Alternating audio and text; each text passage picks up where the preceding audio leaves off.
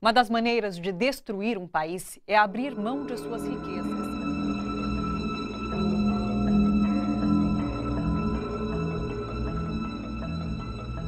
We economic hitmen really have been the ones responsible for creating this first truly global empire. And we work many different ways.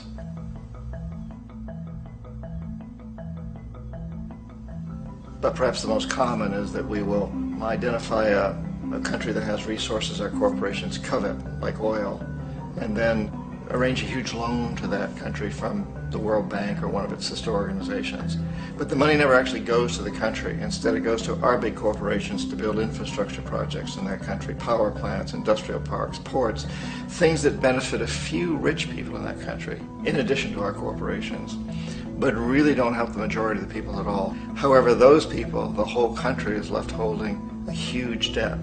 It's such a big debt they can't repay it, and that's part of the plan, that they can't repay it. And so at some point, we economic hitmen go back to them and say, listen, you owe us a lot of money, can't pay your debt, so sell your oil real cheap to our oil companies. Allow us to build a military base in your country, or send troops in support of ours to someplace in the world like Iraq, or vote with us on the next UN vote. To have their electric utility company privatized and their water and sewage system privatized and sold to U.S. corporations or other multinational corporations. So there was that whole mushrooming thing, and it's so typical of the way the IMF and the World Bank work, that you put a country in debt, it's such a big debt it can't pay it, and then you offer to refinance that debt and pay even more interest. And you demand this quid pro quo, which you call a conditionality or good governance, which means basically that they've got to sell off their resources, including many of their social services, their utility companies, their school systems sometimes, their penal systems, their insurance systems, to foreign corporations. So it's a double, triple, quadruple whammy. The precedent for economic hitmen really began back in the early 50s when democratically elected Mossadegh, who was elected in Iran, he was considered to be the hope for democracy in the Middle East and around the world. He was Time Magazine's Man of the Year. But one of the things that he'd run on and began to implement was the idea that foreign oil companies needed to pay the Iranian people a lot more for the oil that they were taking out of Iran. The Iranian people should benefit from their own oil. Strange policy. We didn't like that, of course. But we were afraid to do what we normally were doing, which was to send in the military. Instead, we sent in one CIA agent, Kermit Roosevelt, Teddy Roosevelt's relative. And Kermit went in with a few $1 million and was very, very effective and efficient. And in a short amount of time, he managed to get Mossadegh overthrown and brought in the Shah of Iran to replace him, who always was favorable to oil. And it was extremely effective. Mobs overflow Tehran. Army officers shout that Mossadegh has surrendered and his regime as virtual dictator of Iran is ended. Pictures of the Shah are paraded through the streets as sentiment reverses. The Shah is welcomed home. So back here in the United States, in Washington, people looked around and said, wow, that was easy and cheap. So this established a whole new way of manipulating countries, of creating empire. The only problem with Roosevelt was that he was a card-carrying CIA agent, and had he been caught, the ramifications could have been pretty serious. So very quickly at that point, the decision was made to use private consultants to channel the money through the World Bank or the IMF or one of the other such agencies, to bring in people like me who worked for private companies, so that if we got caught, there would be no governmental ramifications.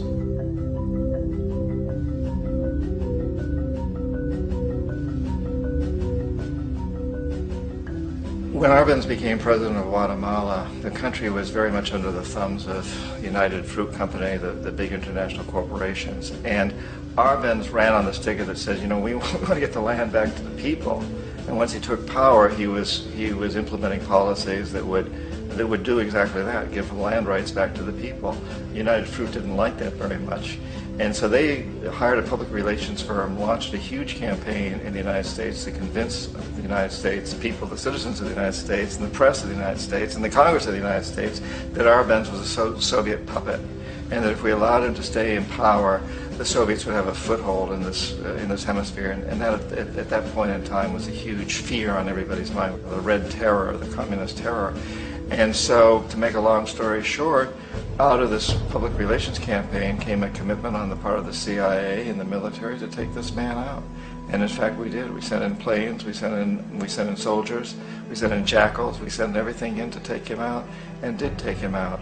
And as soon as he was removed from office, the new guy that took over after him basically reinstated everything to the big international corporations, including United Fruit.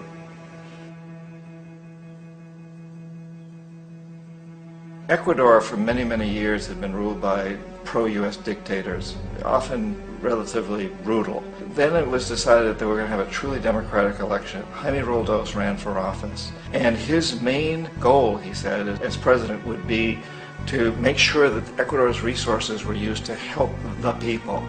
And he won, overwhelming, by more votes than anybody had ever won anything in Ecuador. And he began to implement these policies to make sure that the profits from oil went to help the people. Well, we didn't like that in the United States. I was sent down as one of several economic hitmen to change Roldos, to corrupt him, to bring him around, to let him know, okay, you can get very rich, you and your family, if you play our game, but if you continue to try to keep these policies you've promised, you're going to go. He wouldn't listen. He was assassinated. As soon as the plane crashed, the whole area was cordoned off. The only people allowed in were U.S. military from a nearby base and some of the Ecuadorian military. When an investigation was launched, two of the key witnesses died in car accidents before they had a chance to testify. A lot of very, very strange things that went on around the assassination of Jaime Roldos.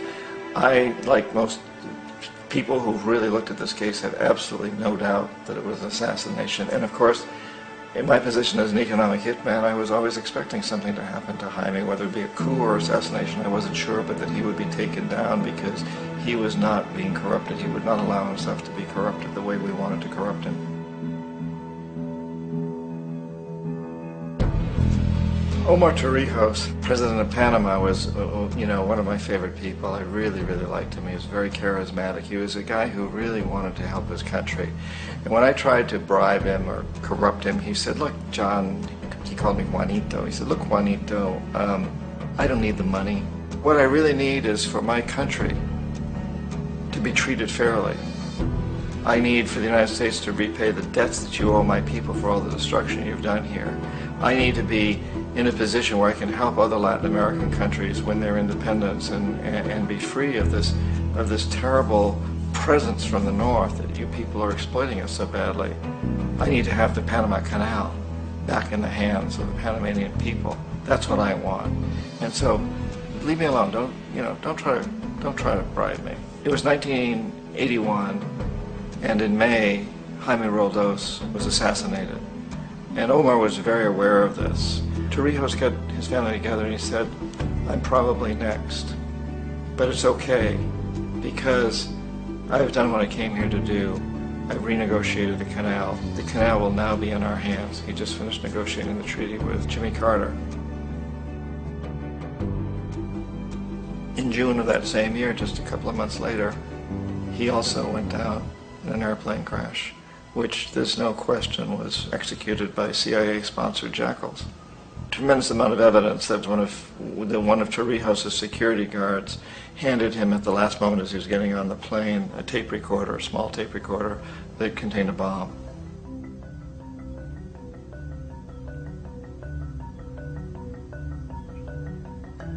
It is interesting to me how this system has continued pretty much the same way for years and years and years, except the economic hitmen have got better and better and better.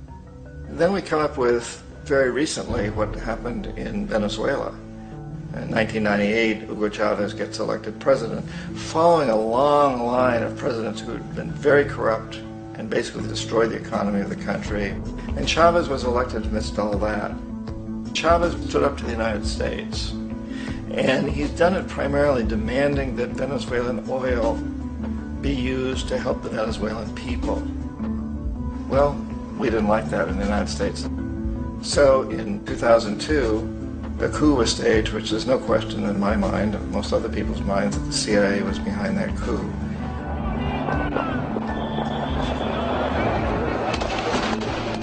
The way that that coup was fomented was very reflective of what Kermit Roosevelt had done in Iran, of paying people to go out into the streets, to riot, to protest, to say this Chavez is very unpopular. You know, if you can get a few thousand people to do that, television can make it look like it's the whole country, and things start to mushroom. Except in the case of Chavez, he was smart enough, and the people were so strongly behind him that they overcame it, which was a phenomenal moment in the history of Latin America.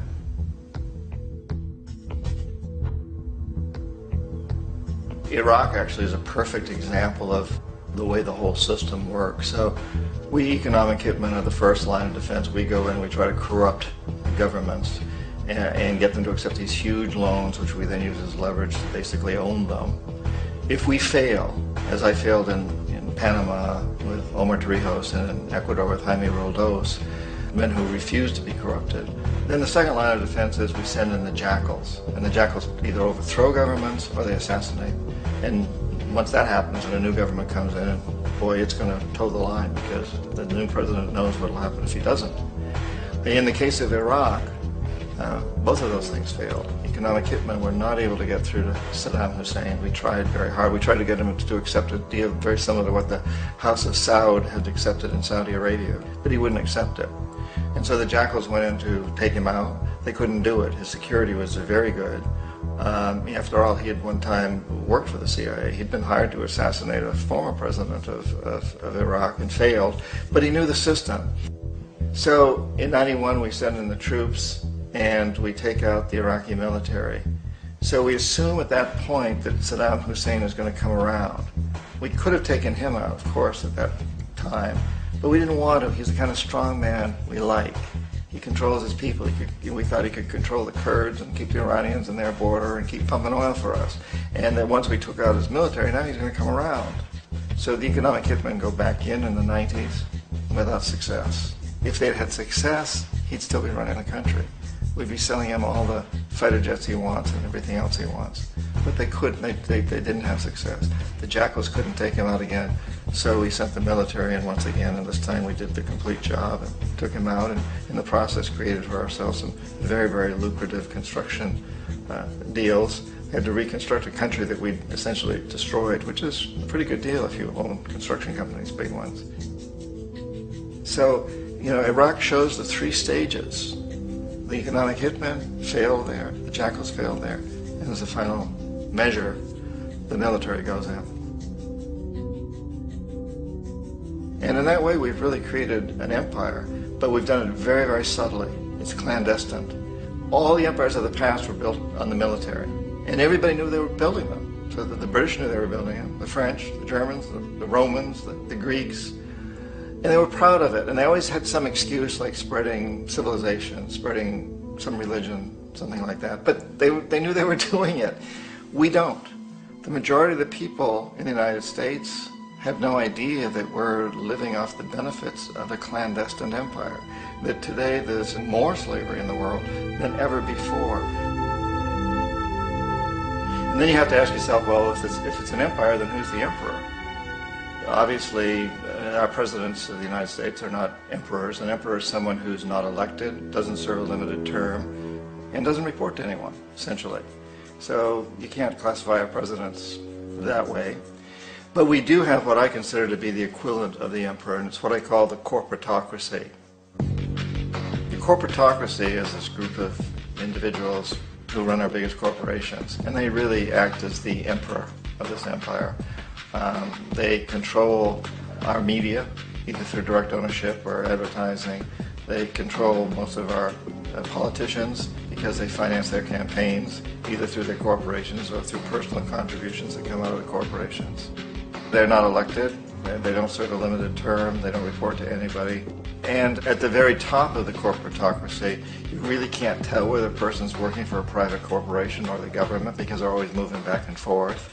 So, you've got a guy who one moment is the president of a big construction company like Halliburton, and the next moment he's vice president of the United States, or the president who is in the oil business. And this is true whether you've got Democrats or Republicans in the office. You have to moving back and forth through the revolving door.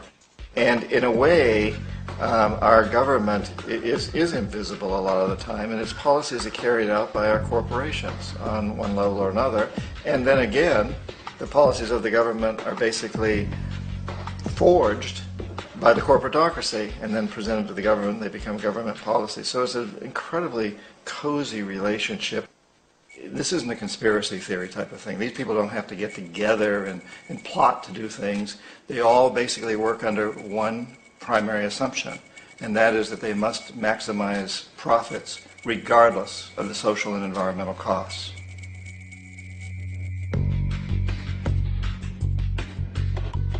This process of manipulation by the corporatocracy through the use of debt, bribery, and political overthrow is called globalization. Você tem que partir para uma privatização. Tem estatais, não tem nem que ser privatizado, tem que ser extintas. Se eu não me engano, são 148 estatais no Brasil que servem apenas de cabide de emprego. Então isso tem que ser mudado. Afinal de contas, né, o Estado tem que interferir o mínimo possível na economia.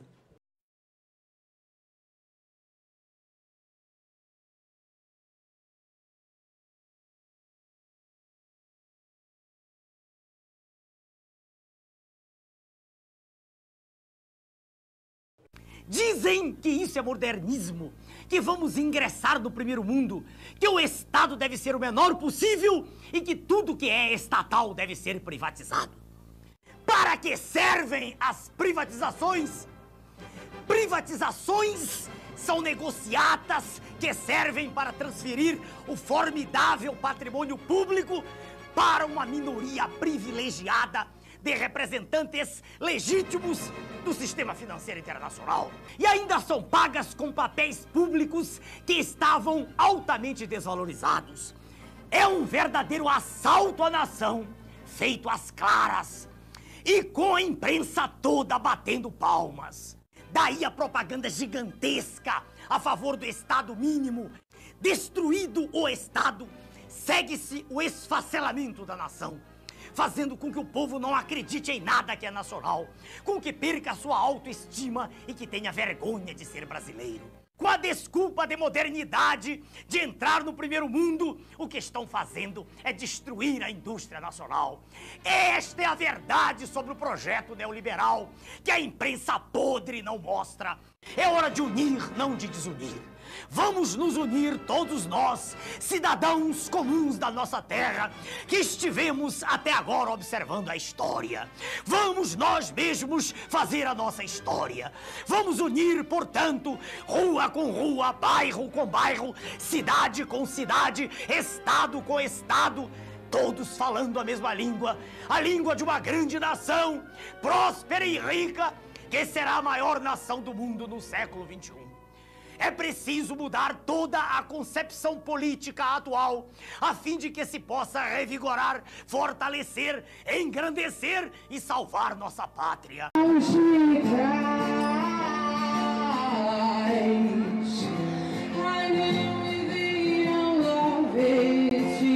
Você tem que partir para uma privatização. Tem estatais, não tem nem que ser privatizado, tem que ser extintas. Se eu não me engano, são 148 estatais no Brasil que servem apenas de cabide de emprego. Então isso tem que ser mudado. Afinal de contas, né, o Estado tem que interferir o mínimo possível na economia. Quando se fala que os fatores externos são importantes para a economia, para a população e para os destinos do Brasil, a gente vê o que acaba de ocorrer na Argentina. Implodiu a economia neoliberal do ultra-neoliberal presidente Maurício Macri. Veja o que aconteceu nesta notícia aqui do Estadão de há pouco. BC da Argentina volta a aumentar juros e taxa básica vai a 40%. 40% de juros, imaginem que loucura. E isso depois de ter gastado em apenas uma semana, 4 bilhões de dólares para segurar o dólar.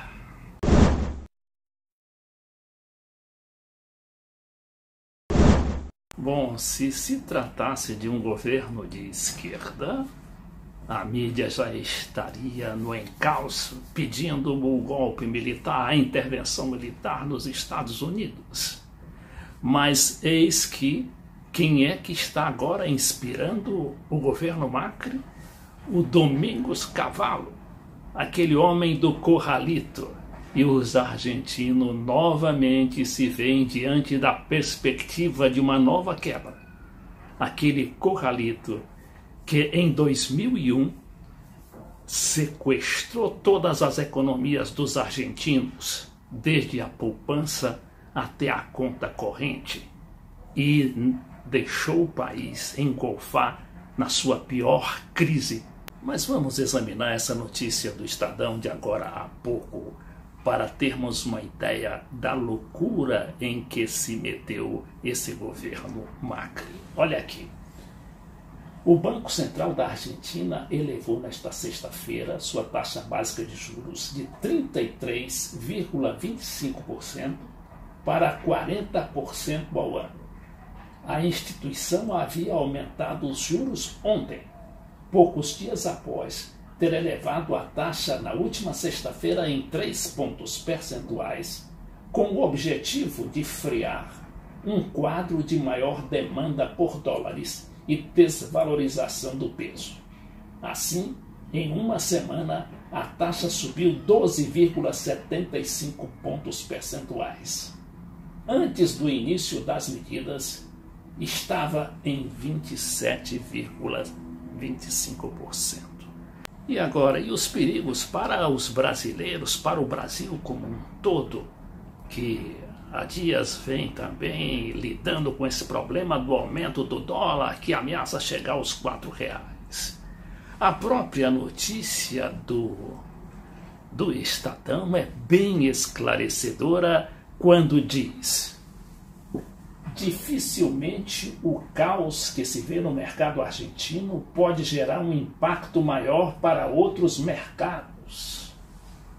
A notícia dizendo: a única exceção, e mesmo assim de efeitos muito pequenos, levando em conta o quadro atual, seria sobre o Brasil, avaliou um operador da City Londrina. Continua o tal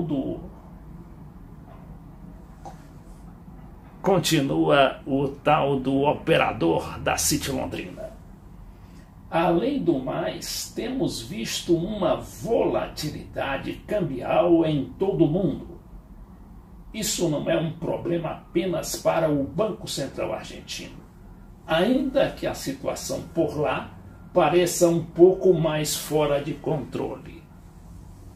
E o Macri, o santo Macri, para a mídia brasileira, no início do governo, convidou os argentinos a não poupar em dólares, que é um hábito lá daquele país de quase secular.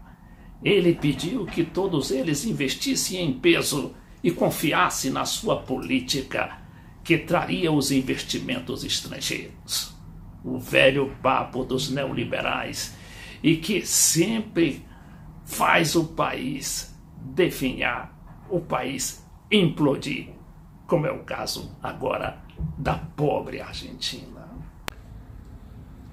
Porque la Argentina va a volver a recibir inversiones, empezando por los argentinos, que como les decía, van a sacar sus manguitos bajo el colchón, y van a ponerse a trabajar, y esto se va a encadenar, y vamos a poder decir, como nos gastaba Pepe Mujica, cuando decía estamos embuchados de dólares, que los argentinos tienen problemas con los dólares. Y es verdad, en el mundo sobran los dólares.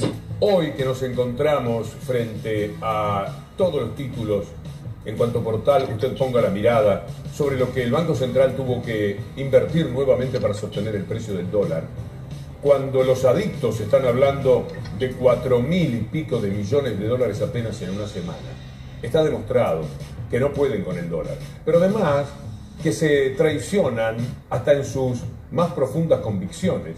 porque esto no es una flotación libre. Si tienen que salir a jugar 4.000 y pico de millones, la verdad el dólar no es ni siquiera 20.85 como picó en la jornada de hoy.